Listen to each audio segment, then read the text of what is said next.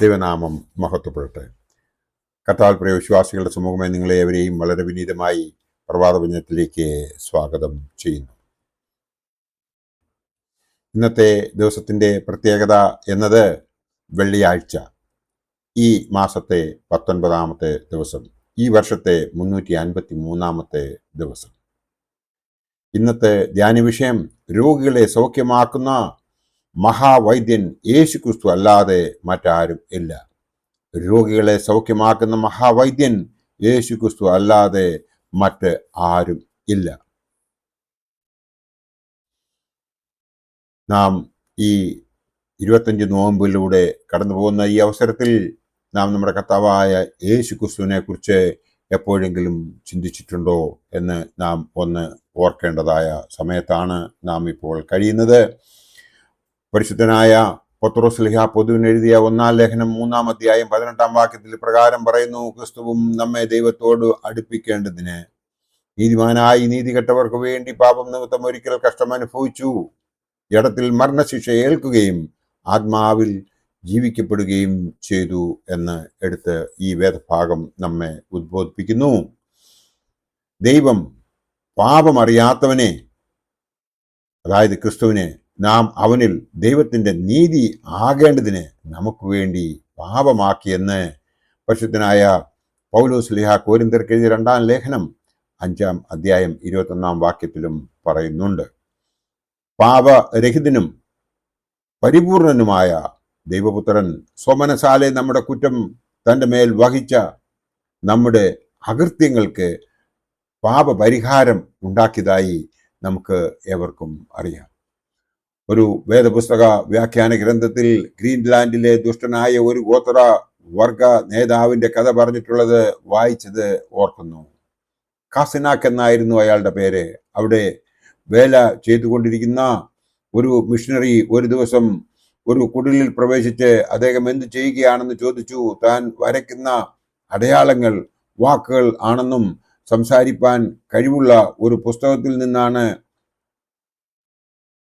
അവ പുറപ്പെടുന്നതെന്നും അദ്ദേഹം വിശദീകരിച്ചു. ആ പുസ്തകം എന്ത് പറയുന്നു എന്ന് കാസിനാക്ക് ചോദിച്ചു. മിഷണറി ക്രിസ്തുവിൻ്റെ മരണത്തെക്കുറിച്ച് വായിച്ചു കേൾപ്പിച്ചു. ആ നാട്ടുപ്രമാണിക്ക് ഉടനെ അറിയേണ്ടിയിരുന്നത് ആ മനുഷ്യൻ എന്ത് ചെയ്തു, വല്ലവരെയും കവർച്ച ചെയ്തുവോ കൊലപ്പെടുത്തിയോ എന്നായിരുന്നു. ഇല്ല എന്ന് മറുപടി ആണ് ആ മിഷണറി പറഞ്ഞത്. പിന്നെ എന്തിന് അവൻ ഇതെല്ലാം സഹിച്ചു? അവൻ മരിക്കേണ്ട ആവശ്യം എന്തായിരുന്നു എന്ന് വീണ്ടും ചോദിച്ചപ്പോൾ മിഷണറി പറഞ്ഞു: ശ്രദ്ധിച്ചു കൊള്ളുക, ഈ മനുഷ്യൻ ഒരു കുറ്റവും ചെയ്തിട്ടില്ല. എന്നാൽ കാസിനാക്ക് കുറ്റം ചെയ്തിട്ടുണ്ട്. ഈ മനുഷ്യൻ ആരെയും കൊലപ്പെടുത്തിയിട്ടില്ല. എന്നാൽ കാസിനാക്ക് തൻ്റെ സഹോദരനെ കൊന്നിട്ടുണ്ട്. കാസിനാക്ക് കഷ്ടത അനുഭവിക്കാതിരിക്കേണ്ടതിനാണ് ഈ മനുഷ്യൻ മരിച്ചത്. അത് എന്നോട് ഒന്നുകൂടെ പറയുക എന്ന് വിസ്മയഭരിതനായ കാസിനാക്ക് ആവശ്യപ്പെടുന്നതായി നമുക്ക് ഈ പുസ്തകം വായിക്കുമ്പോൾ മനസ്സിലാകും. ദുഷ്ടനായ ഗോത്രത്തലവൻ സുവിശേഷം കേൾക്കുന്നത് ആദ്യമായിട്ടായിരുന്നു. അയാൾ താൻ പാപിയാകുന്നുവെന്നും ക്രിസ്തു പാപരഹിതനാകുന്നു എന്നും അംഗീകരിച്ചു. അന്ന് തന്നെ കർത്താവിനെ സ്വന്തം രക്ഷിതാവായി സ്വീകരിച്ചു. സ്നേഹിത, പാപത്തിൽ നിന്നുള്ള വീണ്ടെടുപ്പിന്റെ സുവിശേഷം നിങ്ങൾ പല പ്രാവശ്യം കേട്ടിരിക്കാമെന്നാൽ നിങ്ങൾ ഇതുവരെയും കർത്താവായ യേശു ക്രിസ്തുവിൽ ആശ്രയം വെച്ചിട്ടില്ലായിരിക്കാം. എന്തുകൊണ്ട് ഇപ്പോൾ തന്നെ അത് ചെയ്തുകൂടാ? നീതിമാനായ ക്രിസ്തു നീതി കെട്ടവനായി നിങ്ങൾക്ക് വേണ്ടി മരിച്ചു എന്ന് കാസിനാക്കിനെ പോലെ വിശ്വസിക്കുക. അവനെ നിന്റെ രക്ഷിതാവായി കൈക്കൊള്ളുക. എങ്കിൽ മാത്രമേ അവനിൽ നിന്ന് നമുക്ക് രക്ഷ പ്രാപിക്കുവാൻ സാധിക്കുകയുള്ളൂ. അങ്ങനെ നമുക്ക് രക്ഷ പ്രാപിക്കുന്നതിന് വേണ്ടി നാം മനസ്സിലാക്കേണ്ടത് തൻ്റെ രോഗം സ്വയം ഏറ്റെടുത്തു, തൻ്റെ രോഗികളുടെ രോഗം താൻ സ്വയം ഏറ്റെടുത്തുകൊണ്ട് അവനെ സൗഖ്യമാക്കുന്ന മഹാവൈദ്യൻ യേശു ക്രിസ്തു അല്ലാതെ മറ്റാരുമില്ല എന്ന് നാം മനസ്സിലാക്കേണ്ടതുണ്ട്. അതൊക്കെയും വളരെ കൃത്യമായി നമുക്ക് മനസ്സിലാകണമെന്നുണ്ട്. എങ്കിൽ നാം വേദപുസ്തകം പാരായണം ചെയ്യുകയും അത് വായിച്ച് ഗ്രഹിക്കുകയും അതോടൊപ്പം തന്നെ ആ വേദ പണ്ഡിതന്മാർ എഴുതി വച്ചിരിക്കുന്ന വേദപുസ്തക ഭാഷ്യത്തിൽ നിന്നുകൂടെ അതിൻ്റെ വ്യാഖ്യാനങ്ങൾ മനസ്സിലാക്കുകയും വേദപുസ്തകത്തിൽ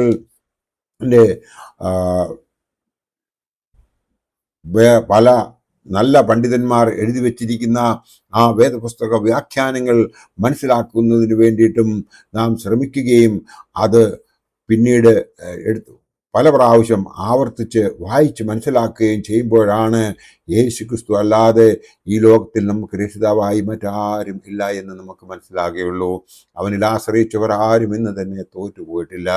ആയതിനാൽ ഈ 25 നോയമ്പ് തീരുന്നതോടുകൂടി നമ്മളെ തന്നെ ഒന്ന് തിരുത്തുന്നത് നന്നായിരിക്കും. നാം നമ്മളെ തന്നെ ഒന്ന് തിരുത്തുന്നുവെങ്കിൽ, നാം ദൈവവേദലാകുന്നുവെങ്കിൽ, ഇന്നേവരെ നാം ചെയ്തു പോയിട്ടുള്ള പാപങ്ങളെ അവൻ മോചിച്ചു തരും. നമുക്ക് അവൻ്റെ രണ്ടാമത്തെ വരവിൽ നമുക്ക് നിത്യതയിലേക്ക് പ്രവേശിക്കുന്നതിന് വേണ്ടി അവൻ നമ്മെ അവനോടൊപ്പം ചേർത്തുകൊള്ളും. അത് നാം കൃത്യമായി മനസ്സിലാക്കുന്നുവെങ്കിൽ ദൈവം നമ്മളെ അനുഗ്രഹിക്കുകയും നമ്മളൊരു ദൈവവേദലായി ഈ ലോകത്തിൽ നമ്മുടെ കുടുംബത്തിന് മാത്രമല്ല, നമ്മുടെ സമൂഹത്തിന് മാത്രമല്ല, നമ്മുടെ സഭയ്ക്കും നാം ഉപകാരപ്പെടും എന്ന് മാത്രം ഈ അവസരത്തിൽ നിങ്ങളെ ഓർപ്പിച്ചുകൊണ്ട് ഞാൻ എൻ്റെ വാക്കുകൾ ഇവിടെ ഉപസംഹരിക്കട്ടെ. ദൈവം നമ്മളെ എല്ലാവരെയും അനുഗ്രഹിക്കട്ടെ. നന്ദി, നമസ്കാരം.